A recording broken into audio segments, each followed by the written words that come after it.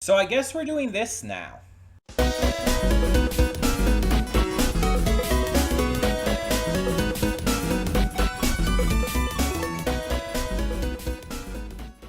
Hey everyone, welcome to Princess of Gay. I'm your host Connie, and today we are here with my blind reaction to the animated movie Mary and Max. And yeah, so this was a donation reward. I believe this was for Venom. Yeah, I believe this was for Venom. If I'm wrong, I apologize. You can correct me in the comments. Because I think multiple people have been asking about me getting to this. But I believe Venom, I believe you're the one who actually donated for it. Either way, uh, this is those rabbits, right? I, I guess I might be wrong, but like Mary and Max are they're those little like cartoon rabbit characters, like the children's cartoon thing. Is that what this is? Because otherwise, I have no fucking clue. Because I remember there's this little like cartoon rabbit characters, and one of them was like the young brother was named Max, and it had the older sister. That's what is that what this is? That's the only thing I think of. I know this is an animated movie. Again, if it's something else, I have no fucking clue. Um, they're these white cartoon rabbit characters. I don't know how else to describe this. Okay, because I never watched that. I just know it exists. Is it like Bluey to where it's like, oh, it's a surprisingly good children's thing? It has this movie. Let's have you react to this. Is that it? Because honestly, I'm surprised people haven't had me react to Bluey for real. I did the April Fool's video for the first episode, and it's like I'm really surprised no one has actually had me react to the full series, like genuinely react to it. Um, but yeah, I think that's what this is supposed to be. Because that's the only thing I can think of. If it's something else, I've not heard of it at all. Um, I don't have anything. I don't know anything else. Like, I, I have no context for this movie at all. All I know is I believe, again, it was Venom. I believe you donated for it, but a couple people have been asking about me getting to this. And so it's like, I decided, you know what, fine, I'll get to this. It's been on my list for a little bit. I'll finally get to this. There you go. You can stop bugging me now. Um, I guess a very different vibe than the other movie we did this week, Companion. So let's just get into this, see what it is. Hold up just a sec. Before you click that link down in the description below to get to today's video, I want to remind you of all the awesome content we have both on this channel and the Princess of Gaming channel. Let's check it out.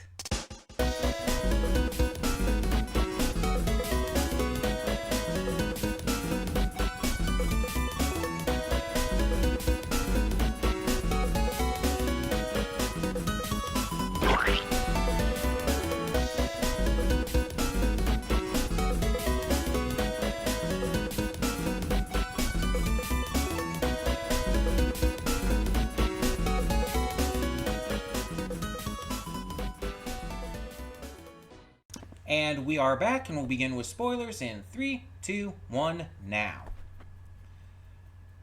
You're seeing this on Sunday, but like I'm recording this on Friday, and I've had to deal with enough shit today with fucking Dan making me cry. And now I have to get this fucking movie making me cry and really just like hitting me on a very personal level. And it's just like, fuck you. Fuck you, Venom, for donating for this. Or obviously, I'm like saying this jokingly, but it's like come on.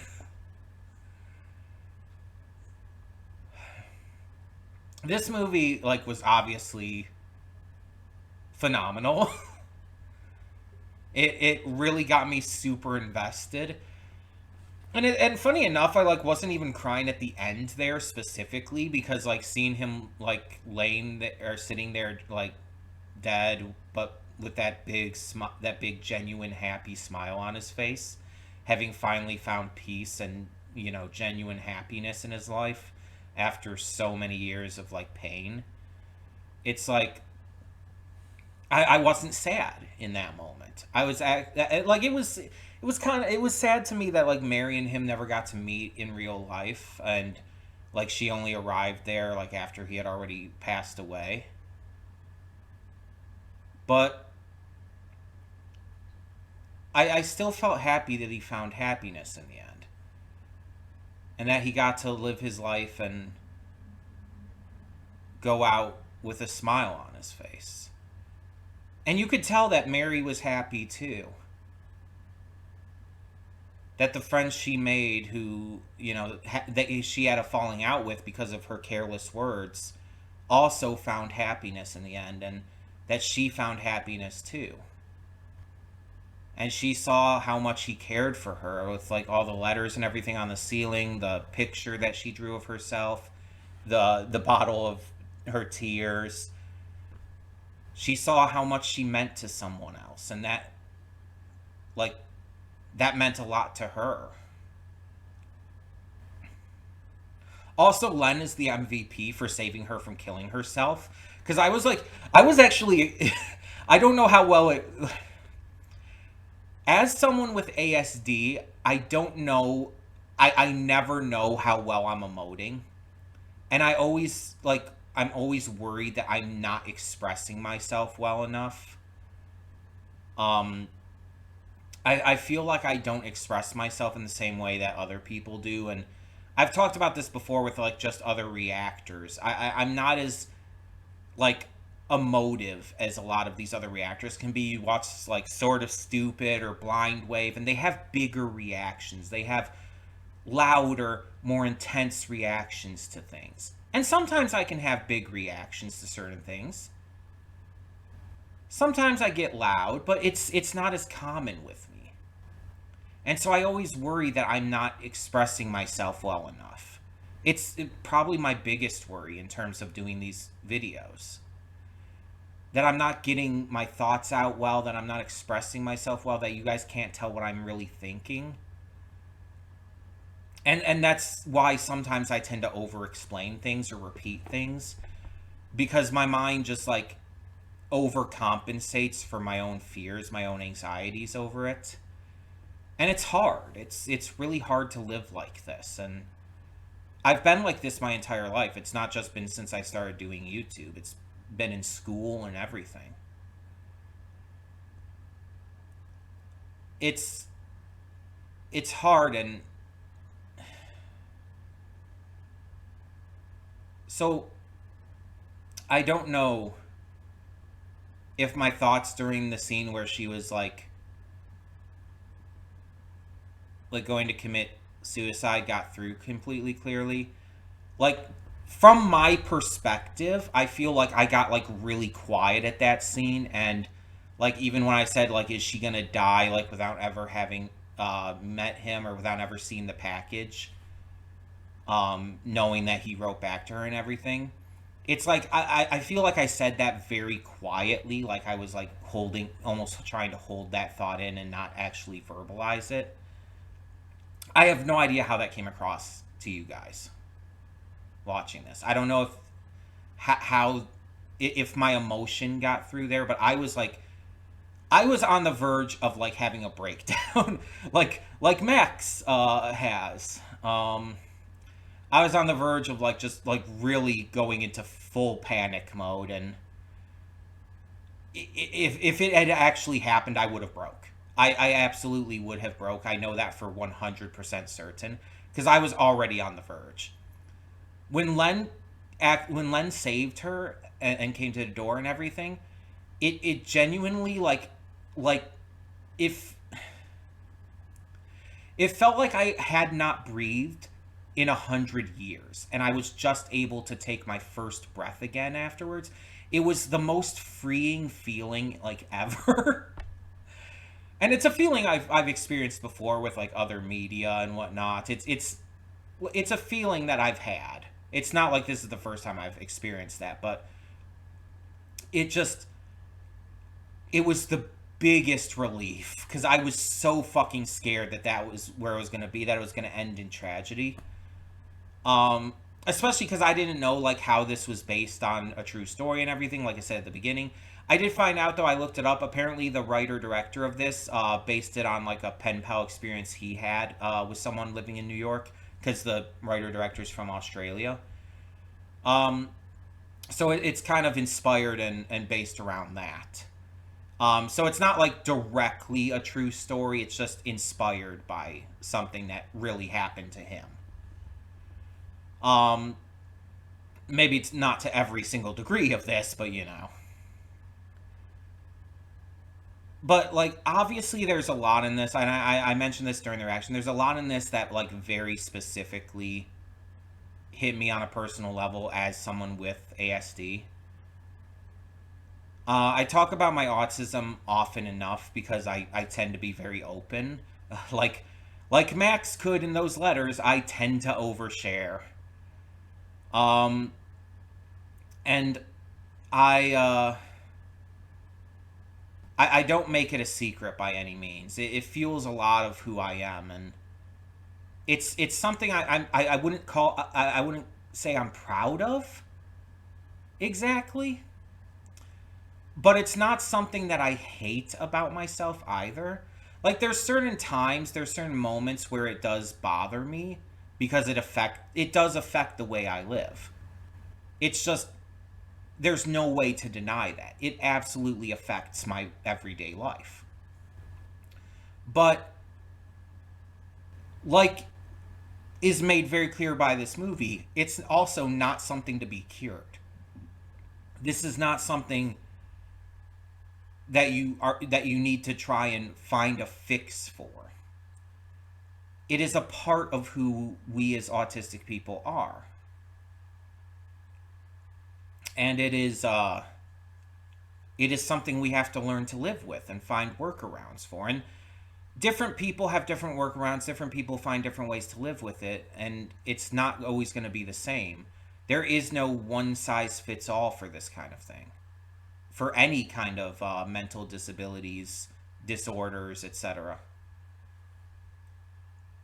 It's it's a very difficult thing to try and find your way with this though, because there's even in 2025, this movie came out in 2009. This was over 15 years ago. Even in 2025, way too much of the world doesn't understand autism. Not to the degree, I mean, for the most part, not to the degree that people didn't understand it back in the like 70s and 80s, as shown in this movie, with the way that Max was treated because of it before it was diagnosed for him. But while things are obviously, for the vast majority of the time, not as bad as that anymore, there's still a lot of people who don't understand it and act like people with autism should be able to like live normal lives like neurotypical people, people without these kinds of uh developmental disorders and disabilities and whatnot. And that's just not how anything works. That's not how things go. There's various reasons for it, but it's like again, it's a person by person basis. ASD is such a huge spectrum that every single person who has it is going to be different and is going to need different things. So it's just it's very hard to look at in a generalized way, and it's something that you shouldn't do. This movie also touched on obviously other things like parental neglect and abuse, and even like kind of the cycle of abuse, and how even if you have good intent, you can make mistakes and say bad things. Boy, no, I have been there. God, I have been there. I I don't think I've almost ever had ill intent towards like people when I've said bad and like terrible things. It's like I tend to be a very, at least I try to be a very nice person, but sometimes I have said things that have hurt people, and I've unfortunately had to be told that I've hurt people because I don't always realize. Because again, like Max, I can't always understand what people are thinking, whether it's through expressions on the face or whether it's just through the way they're acting towards me, etc., etc. And so sometimes I do need to be told very directly certain things. And I understand that like some people would have some difficulty adjusting to that because like with everyone else in their lives they may talk and act normally, but then they have to like there's this one person they have to make that adjustment for. I understand that that's going to be a little tricky. I'm not going to like I'm not going to be an asshole about it and say like, "Oh, but you should make the effort." It's like you should go out of your way to make sure you do it. It's like it's not that easy. And it's not that simple.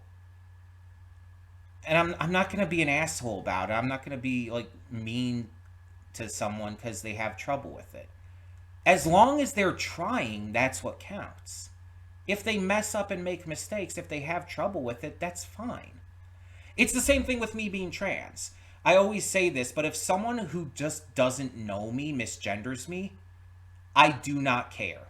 It actually does not affect me at all. Like if I'm out in public and someone calls me sir, or someone calls me a guy or something like that, or uses he him pronouns, and it's like this person just does not know, I don't care.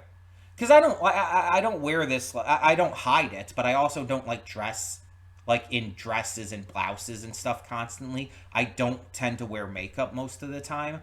A good amount of the time I have my hair tied back like this because it's just easier, especially in the summer during the heat. God, in the summer when I have my hair down in the heat, it is almost unbearable sometimes. It makes me sweat so goddamn much. But you get the point. I'm not like I'm not super girly in my presentation. And so if someone just doesn't know, it doesn't bother me, not even slightly. But if it's someone who actively knows and chooses to misgender me because they're just a bigoted asshole, that's when it bothers me. That's when it causes problems. Or someone obviously that knows me and dead names me as well. Same basic difference. But again, if someone just doesn't know or someone makes a mistake. Like I have a friend who all the time, he's older.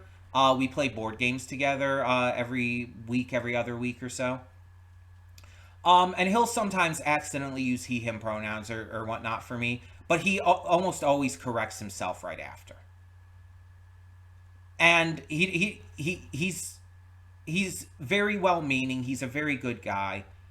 Um, and I don't blame him for it because he always corrects himself, and I know he understands, and he just makes mistakes. It's just a slip of the tongue sometimes.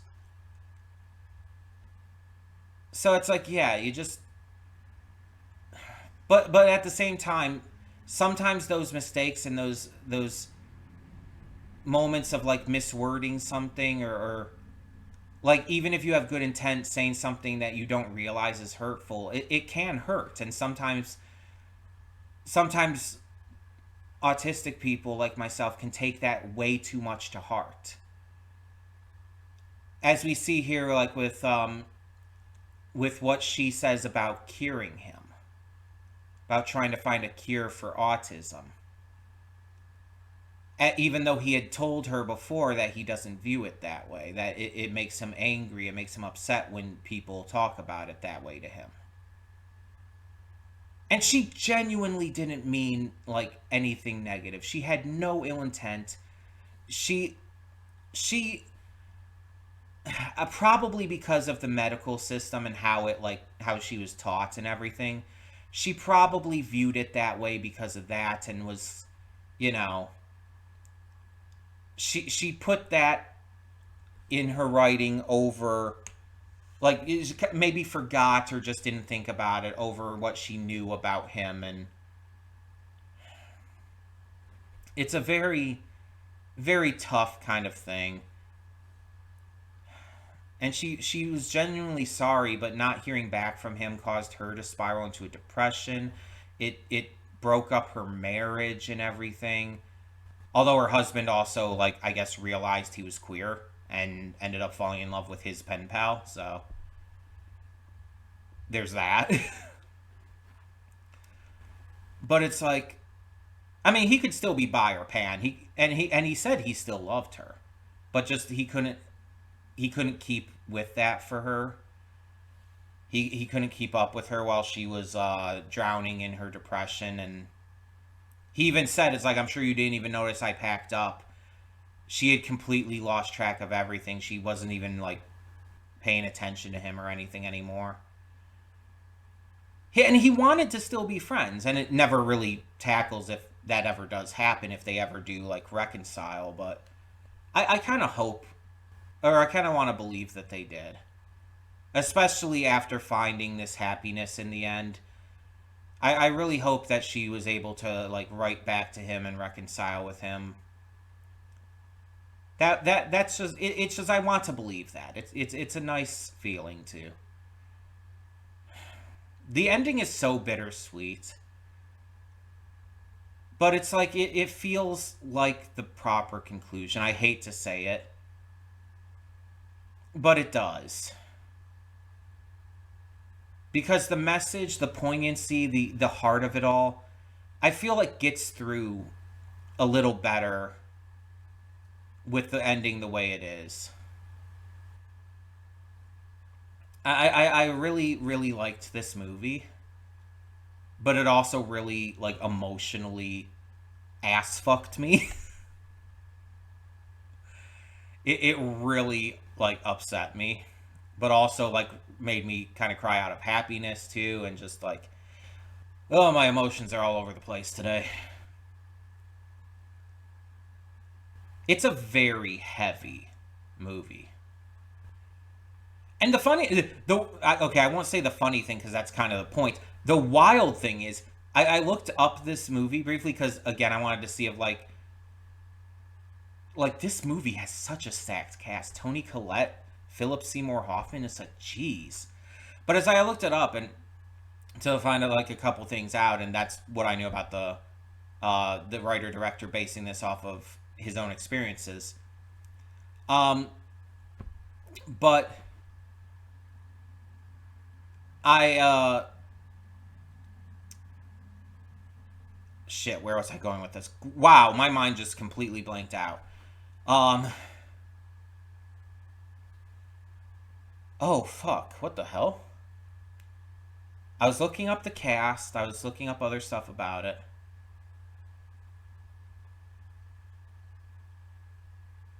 It was like something I didn't expect to find out or something.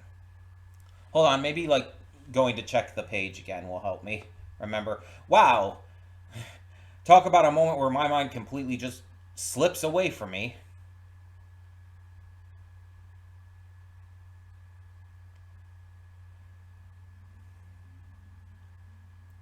2009. Oh yeah, yeah, yeah. I looked it up, and it's like, I noticed this movie is listed as as partially comedy. And it's like, okay, there's some comedic moments in it, but that doesn't make the movie a comedy. And this is something that's kind of irritated me. There's so many movies and shows and stuff out there that are listed as comedy but are just not a comedy. Just because they have some funny moments in them doesn't make them a comedy, because then anything would be a comedy. Almost any movie or show out there has comedic moments in it. Like, would you consider Breaking Bad a comedy? Abso-fucking-lutely not. Breaking Bad is not a comedy by any means. Yet it has comedic moments, and a lot of comedic moments. But you would never call it a comedy because that would be stupid. This is not a comedy. This is a tragic drama.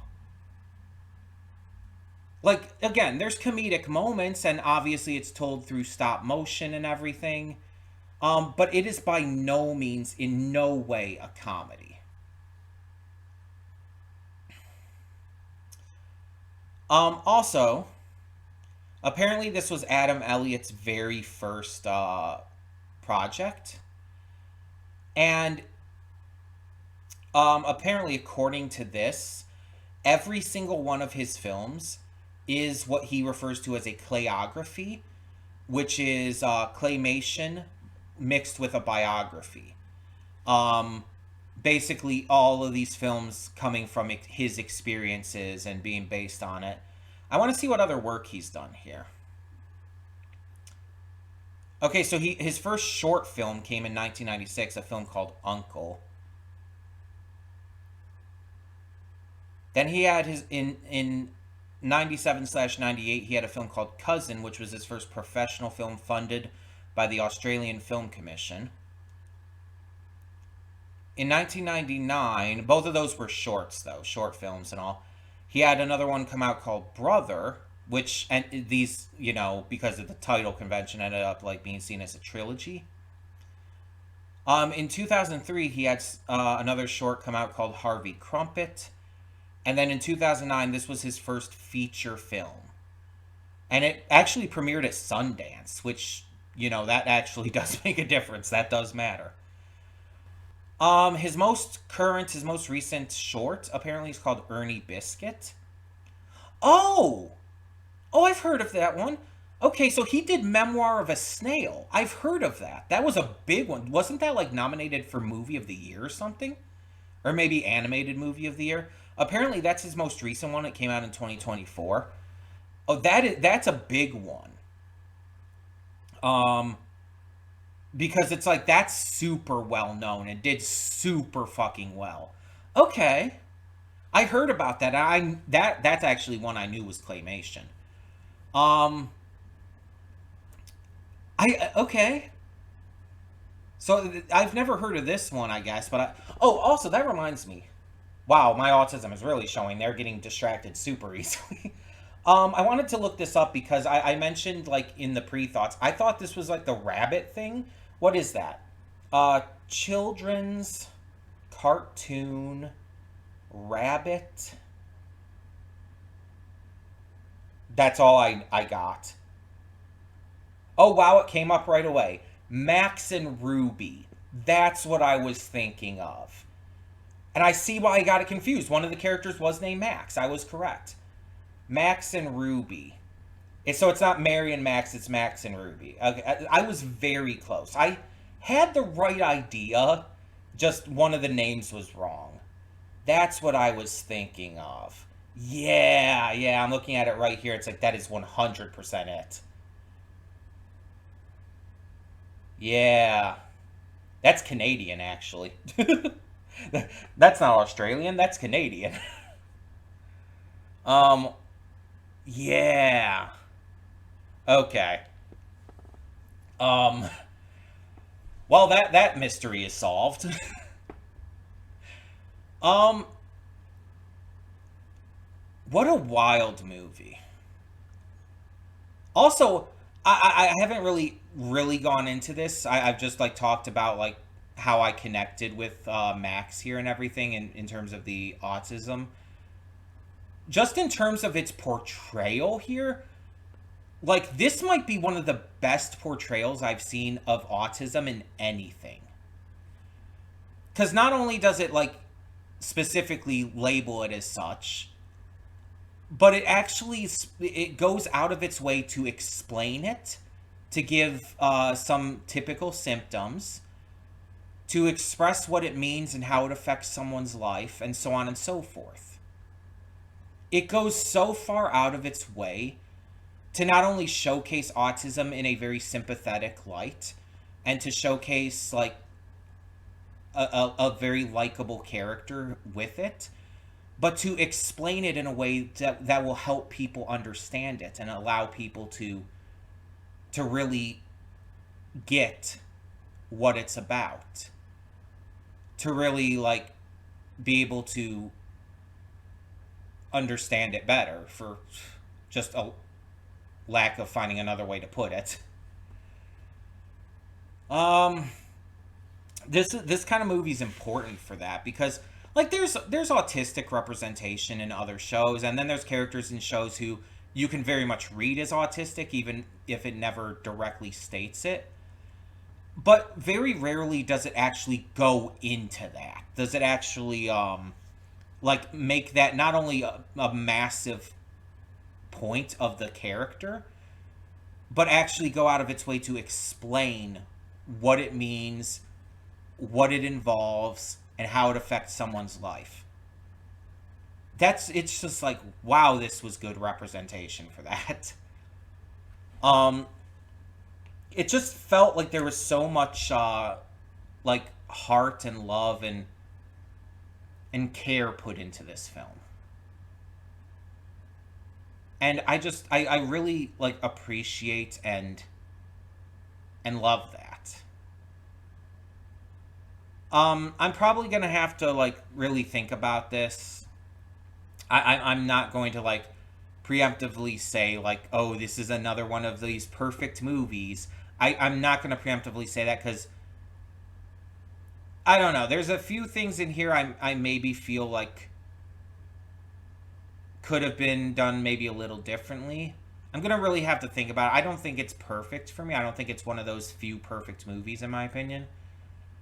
But it's probably pretty damn close. I'm gonna really have to think about it more. Maybe see if I can find some reviews on YouTube. A movie like this probably has reviews, I'm sure. Like animation fans, I'm sure probably talked about it. So I'm very curious to see like if I can find much for it. Maybe I'll be lucky and find a reaction. That would be cool. Um, but yeah. Either way, thank you for donating for this Venom. Also, fuck you for donating for this Venom and making me cry when I already cried today. Again, recording this back on Friday with Dan to Dan. Um, but yeah, this was a really good movie. It really it really spoke to me on a personal level, and that's always something that I can appreciate. But I want to hear your thoughts on it. Tell me in the comments below what you thought of Mary and Max. And thank you so much as always for tuning in. For now, I'm Connie and I'm signing off. See y'all next time.